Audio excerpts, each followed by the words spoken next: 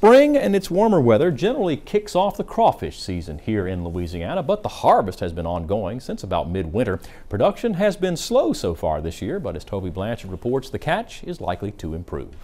It's been a poor start to Louisiana's crawfish harvest.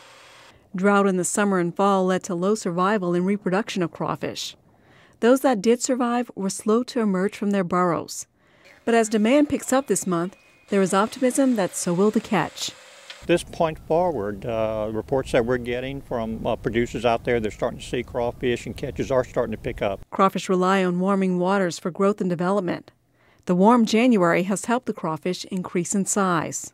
The growth rates have been much higher than we would typically expect in an average January. So we've got a late start to the season, but we're starting to do a lot of catching up at this point. The outlook is somewhat weaker in the southwestern part of the state.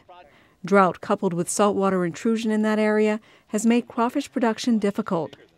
Darrell Romaine has around 150 acres of crawfish ponds in Kaplan and says this is one of the worst starts to the harvest he has seen.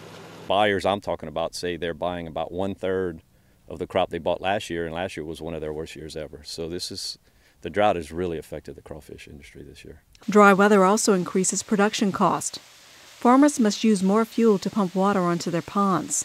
The cost of baits also is up because of the increased cost of grains used in the baits. One unknown this year is the wild harvest from the Atchafalaya Basin. Romer said floods last spring helped to wash out and freshen the basin, which could have a positive effect on production. But the water stayed in areas for a long time. What this does is decrease the area where crawfish can burrow and reproduce, and it also increases the fish predation on crawfish. The basin harvest typically comes in later than pond-raised crawfish. For This Week in Louisiana Agriculture, this is Tobie Blanchard with the LSU AgCenter. LSU AgCenter researchers are working on a manufactured bait that could withstand colder temperatures. That new bait would be cheaper, reducing crawfish farmers' overhead and hopefully making more crawfish available to you earlier in the season. Well, still to come on This Week in Louisiana Agriculture, Holly and AJ are back in the kitchen to show us what happens when you get Louisiana crawfish and rice together to recreate a New Orleans favorite.